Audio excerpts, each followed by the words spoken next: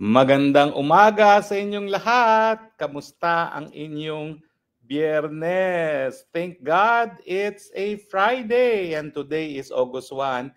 Ingat-ingat sa mga Chino, ito ay Ghost Month, ang August, no? Well, hindi naman dapat siguro paniwalaan yan, pero syempre, wala namang mawawala kung tayo ay iiwas, no, sa mga malalaking mga desisyon dahil malay nyo, totoo nga, yung pamanhikan ng mga Chino tungkol sa Ghost Month. Siguro pag-usapan natin later on yan. No? Hahanap tayo ng eksperto para pag-usapan ng Ghost Month para maiba naman dahil puro politika ang pinag-uusapan natin. Pero ngayon, politika pa rin pag-uusapan natin pero medyo may kinalaman din sa batas. Dapat bang parusahan yung mga pumupula dun sa desisyon ng Korte Suprema na ibinasura ang impeachment complaint laban kay BP Sara? Well, unang-una, no? Sorry na lang talaga sa mga maasim. Pero sa mulat-mula, naniniwala naman ako na talagang walang ibang desisyon ng Korte Suprema kung hindi dapat i-dismiss yan. Kaya importante ako na nagva-vlog eh. Kasi pag ako nag-vlog, meron akong record kung ano yung mga sinabi ko. No? At sa mulat-mula, sinabi ko na talagang madi-dismiss yung kasong yan dahil ang pinagbabawal ng saligang batas ay yung mahigit sa isang beses na impeachment complaint laban sa isang impeachable officer. At syempre, pag pang-apat na impeachment complaint ang naging basihan ng articles of impeachment, yan ay sumusobra sa isa. 4 is more than 1. So sa akin, hindi mo na nga kinakailangan maging abogado para malaman mo na talagang mababasura yan. At ang mas mabuti pa, nagsalita rin ang Korte Suprema tungkol dun sa karapatan ng mga pinapaalis sa pamamagitan ng impeachment na meron silang karapatan na madinig at every stage of the impeachment proceedings. Totoo naman po yan. Kaya nga meron tayong proseso na nakasaad sa saligang batas na kinakailangan dumaan yan sa Committee on Justice at binibigyan ng pagkakataon talaga yung ini-impeach na opisyales na makasagot no, bago magbotohan. So talaga naman pong sa dati-dati na, no, talagang at every stage kapag merong karapatan na mapagkakait sa isang tao, kinakailangan siya ay madinig muna. Pero ngayon malinaw yan na pati sa impeachment ay merong karapatan na madinig ang isang opisyales na tinatangkang paalisin sa pamamagitan ng impeachment. Ngayon, eto na ngayon yung mga maasim. Si Risa Ontiveros, naaabala ang aking kaluluwa. Ang drama naman yan. Pati kaluluwa naabala dun sa desisyon. Tapos meron pa mga senador ngayon na gumawa pa ng isang resolusyon na nagsasabi na dapat ipagpatuloy ang impeachment. Sabi ng iba yan ay incitement to sedition dahil yan ay isang tangka na baliwalain ang naging desisyon ng isang kinikilalang judicial organ ng ating gobyerno. No? So incitement daw yan to sedition dahil ang pinagagawa nila isang bagay na labag sa desisyon ng Korte Suprema. No? At siyempre, nandyan si Gadon na nagsabi na tuta daw ang mga mahistrado dahil dinismiss nila ang kaso laban kay BP Sara. Ito namang si Sendanya ng Akbayan, sinabi niya na Supreme Cuddler daw ni Sara Duterte ang mga mahistrado ng Korte Suprema. At itong si Heydarian, okay, self-proclaimed expert on everything. Ang sabi niya, kaya daw ganyan ang butuhan ng Korte Suprema ay 13 sa kanila ay appointees ni Presidente Duterte. Well, alam nyo naman po, sa mulat-mula, ako'y naninindigan na isa sa pinaka-importanting kalayaan ay ang malayang pananalita. At siyempre, ang paninindigan ko yan ay isinasabuhay ko. Talagang walang po pwedeng sumupil sa akin dahil karapatan ko magsalita. At dahil wala naman po pwedeng magsabi na sila lang ang may solusyon sa mga problema ng bayan, kinakailangan hayaan natin ang lahat na magsalita dahil sa pamamagitan ng pananalita, sa pamamagitan ng palitan ng opinyon, ang taong bayan naman ay pwedeng magdesisyon kung ano ang dapat na hakbang na gawin para tayo magkahanap ng solusyon sa ating mga problema.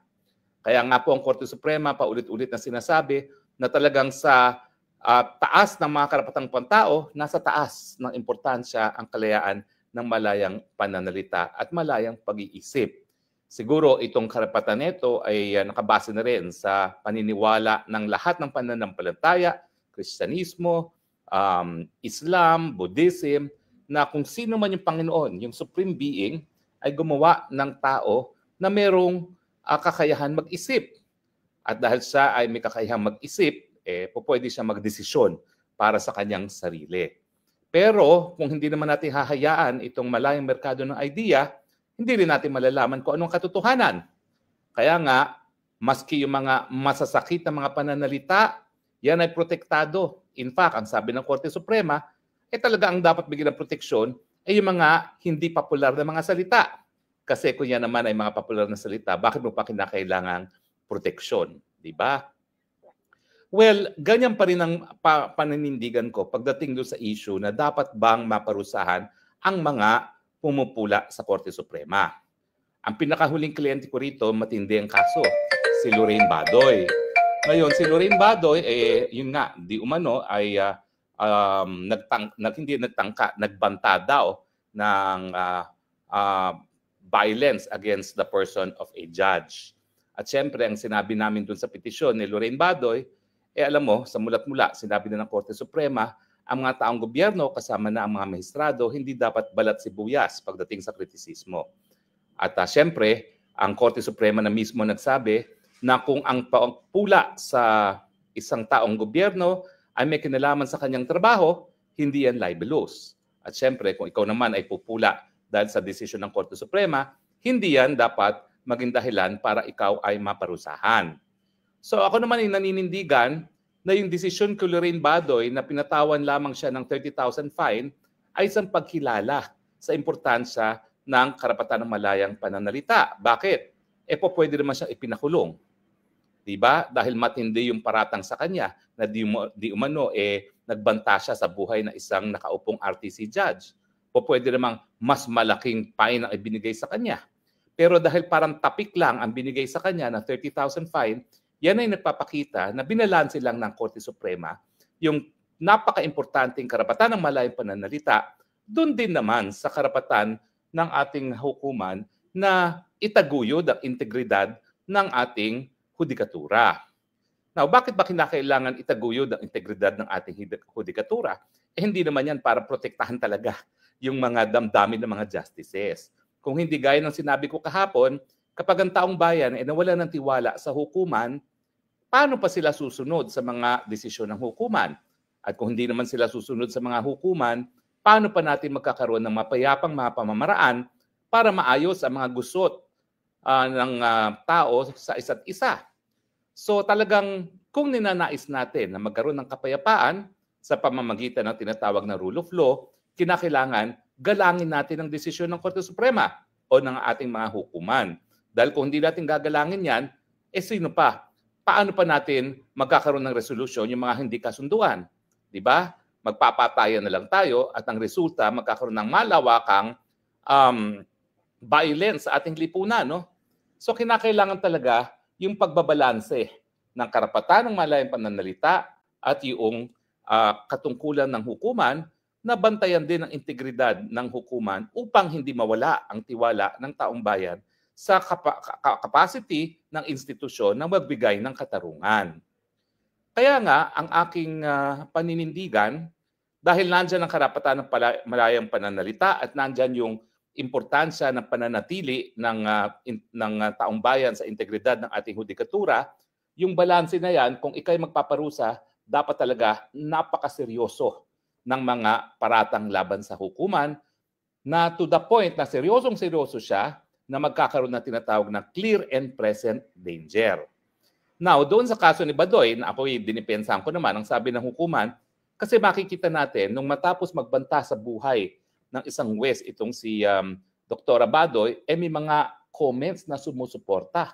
So nagpapakita yan na parang naging epektibo daw yung pag-i-incite to violence ni Badoy. Well, ako naman, hindi naman ako talagang completely naniniwala doon, pero sinasabi ko lang na ang naging basihan ng hukuman kung bakit binigyan siya ng tapik sa kamay ay dahil yun na nga, may mga ibang mga tao na matapos mabasa ang mga deklarasyon ni Dr. Badoy ay parang nagkaroon ng opinyon na dapat nga nasaktan yung pagkatao ni Judge Malagar. No? At yan ang dahilan kung bakit binigyan siya ng 30,000 na fine. Pero sabi ko nga, kung sa tingin ng hukuman, ito talaga ay totoong banta sa buhay ni Judge Malagar, eh hindi lang yan 30,000 fine. Pinakulong pa siya o di naman kaya in-order siguro yung pagsampa ng kasong kriminal laban kay Lorraine Badoy for grave threats. Kasi krimen naman yun kapag ikaw ay nagbanta din sa buhay ng isang tao. Pero wala namang ganun kasi ang ginawa naman ni Lorraine Badoy ay isang kritisismo sa isang desisyon ng mahistrado na hindi dineklara na terorista ang CPP-NPA, gayong ang Amerika, ang European Union at pati ang Pilipinas ay talagang tinuturing namang terorista ang CPP-NPA. Na hindi niya talaga maintindihan bakit ganun ang naging desisyon ng Judge Malagar. Pero ang gaya ng sinabi ko bagamat siya ay napatunayan nagkasala di umano, yung parusa, 30,000 lamang. Patunay na binigyan pa rin ng importansya ng hukuman yung karapatan ng malayang pananalita. So ngayon, dapat isa-isahin natin yung mga naging paratang ng mga pumupula sa desisyon. Well, unahin muna natin yung ginawa ng mga 4 na senador na gumawa ng resolusyon na nagsasabi na dapat ituloy ng Korte Suprema ng Senado yung paglilitis kay Inday Sara Duterte. Well, ito ba incitement to sedition? O pwede. Kasi yung incitement to sedition nagsasabi kung ikaw ay magiging balakid para isang ahensya ng gobyerno ay magampan ang kanyang katungkulan. At ang katungkulan talaga ng Korte Suprema ay itaguyod na ang saligang batas ang pinakabataas na batas sa ating bayan. So kung titignan mo, yung resolution itself on its face po pwede. Pero bakit naman hindi talaga siya magiging incitement to sedition? Kasi wala namang mangyayari dun sa resolution na yon. Dahil malinaw na bukod dun sa 4 o 5 na tumutol dun sa desisyon ng Korte Suprema, yung 19 na mga senador ay hindi sang-ayon. So walang aksyon na magaganap sa panig ng Senado para baliwalain ang desisyon ng Korte Suprema. At dahil yan naman ay sour graping lamang ng 4 na mga senador, wala talaga namang sedition na po pwedeng mangyari dahil ang overwhelming majority ng senador, 19 of them, ay hindi naman sang-ayon dun sa minority view ng 4 na yon. So sa akin dito, hindi ko man gusto si Ontiveros, nasusuka ako sa kanya at ako'y talaga nandidiri sa kanya, hindi naman siya po pwedeng patawan ng incitement to sedition kasi nga ang konti-konti naman nila, 4 out of 19. At hindi naman po pwedeng maging basihan yan ng kahit ng anong akto ng Senado.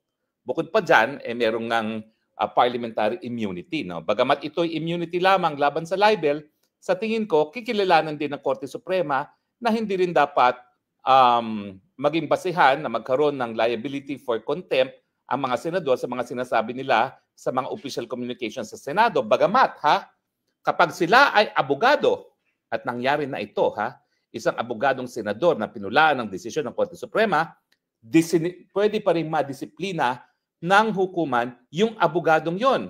Because bagamat sila ay abogado, they're also officers of the court. Kaya naman itong si Ontiveros, kung daw ng mga ginangawa, kasi hindi nga abogado, hindi naman niya naintindihan. So, hindi naman siguro magkakaroon ng pananagutan itong Ontiveros neto, bagamat ulitin ko, kadiri-diri talaga siya. At yung mga tao na sumusuporta na baliwalain ang Korte Suprema, mahiya kayo sa inyong mga sarili. Dahil kayong mga senador, meron kayong sinumpuang katungkulan na itataguyod ang saligang batas. Bakit nagsalita na ang Korte Suprema, gusto niyo pa rin suwayin? So basihan yan para kadirihan yung mga sumusuporta sa resolution na yan, pero sa tingin ko, hindi pa rin basihan yan para sila ay mapanagot by way of indirect contempt. Maski na yung statement ni Ontiveros na nadidisturbo ang kanyang kaluluwa, wala naman tayong pakialam sa kaluluwa niya. Kahit magpunta siya sa impyerno, wala tayong pakialam. Diba? Now, tignan naman natin itong si Gadon. Well, si Gadon, ibang klase. Si Gadon kasi, sinabi, tuta yung mga Korte Supremang Maestrado, kaya ganyan ang desisyon. Well, unang-una, paalalahanan ko po sa inyo, record holder po si Gadon. 2 beses na po na-disbar. Ibig sabihin, kung ang tao ay magkakaroon ng 2 buhay, even in his next lifetime, disbarred na siya.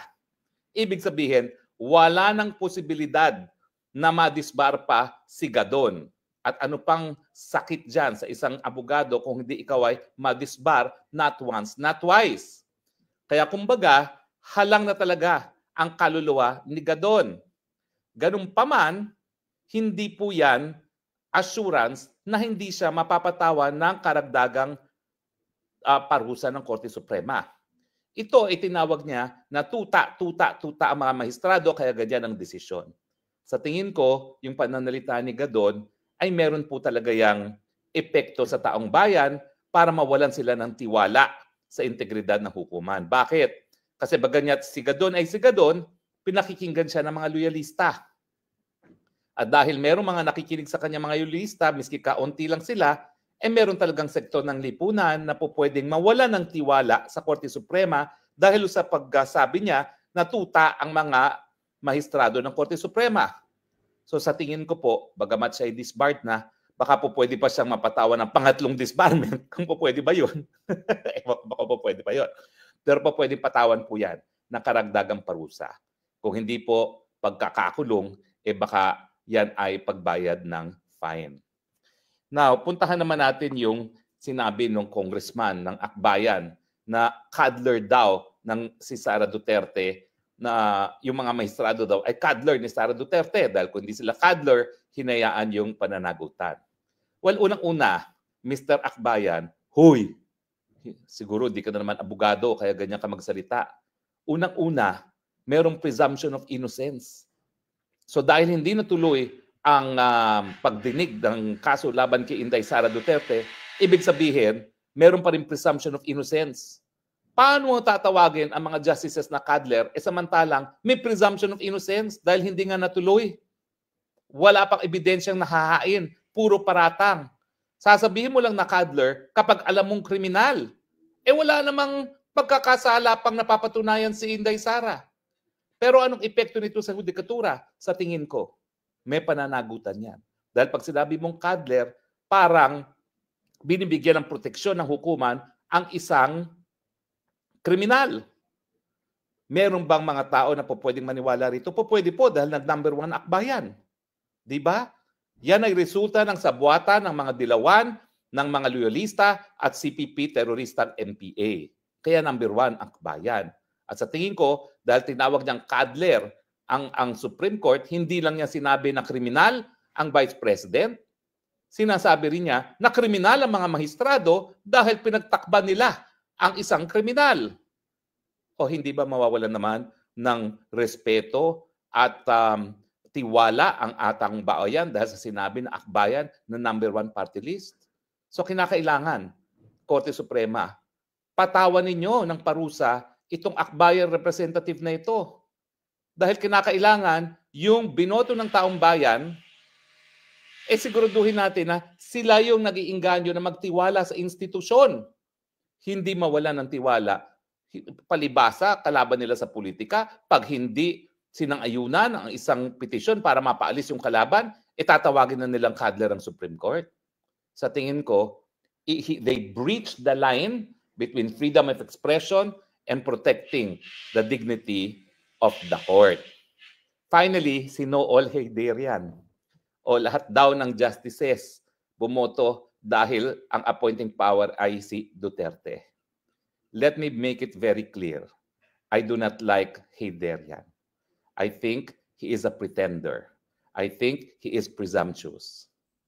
Pero sa sinabi niya na bumoto sila dahil sila ay tao ni Duterte, well, unang-una, hindi po totoo yan.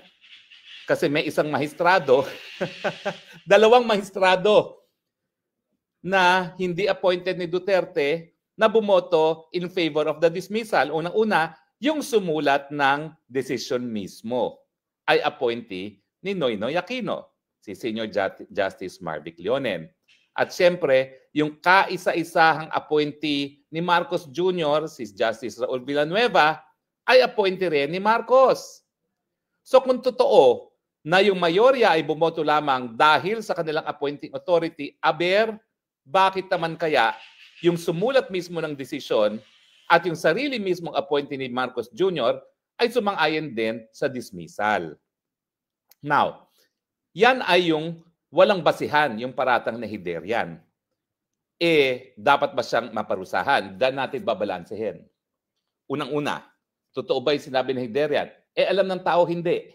Kasi yung sumulat mismo, hindi rin appointee ni Duterte at yung appointee ni Marcos, sumuporta rin. So, alam ng taong bayan na hindi totoo yung paratang na yan. So, makakaapekto ba yan sa tiwala ng taong bayan sa hukuman? Sa tingin ko, hindi. Unang-una, galing kasi kay Hiderian. Wala naman na naniniwala kay Hiderian. So, yan pa lang, depensa na niya. Your Honors, I cannot discredit this court. I cannot influence the public from distrusting this court because no one believes me anyway. Number one yan. Pero number two, well, it's a statement of fact na mayorya talagang appointee ni Duterte. Pero what disproves his own assertion is yun nga, yung mga non-appointee si Duterte, bumoto rin. So sa tingin ko, wala namang danyos sa integridad ng hukuman. Pero ang pangunahing dahilan, kasi hindi naman talaga kapanipaniwala si Hiderian. Di ba? So hayaan nyo na. Maasim lang talaga yan. Intindihin na lang natin na talagang ugali ng mga dilawan na sila lang ang tama. At dahil yan ang kanilang ugali, sinuka sila ng taong bayan sa eleksyon. Not twice, but thrice. Di ba? Dahil ang huli naman pagkapanalo ng mga dilawan, Noynoy Aquino. Nanalo nga si Duterte, rejected sila. Nanalo pa yung nanalo pa yung Marcos Jr., rejected din sila. Kaya nga lang, yung pagkapanalo ni Marcos Jr. dahil na rin sa budol galore. So anong aking prediction? Ang aking prediction, well, nakikiisa ako dun sa mga nagsampa ng indirect contempt laban kay Gadon, at laban dun sa akbayan representative na dapat talaga maparusahan sila for indirect contempt. Yung mga senador at si Hiderian, well, tama na siguro na sinusuka sila ng taong bayan sa kanilang ginagawang mga paratang sa Korte Suprema.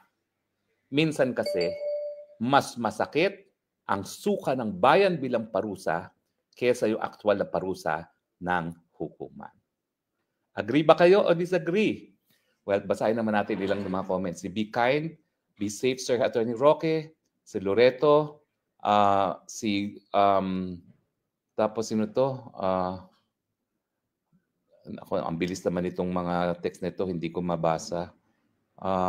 Anyway, ang bilis po ng ng mga comments, hindi ko na tuloy mabasa. Sana malaman ko kung paano ko mapapabagal yan para mabasa ko. No? Pero anyway, maraming salamat po sa inyong patuloy na pagtangkilik. Alam naman po tayo, malinaw po ang paninindigan natin. Tayo po ay naniniwala kay Tatay Digong dahil pinakita niya ang pamamahala ng makatao. At pinatunayan niya ng gobyerno po pwedeng maging instrumento para mapabuti ang antas ng kabuhayan ng lahat. Pero at the same time, naniniwala rin tayo na babalansahin natin ang ating mga opinyon.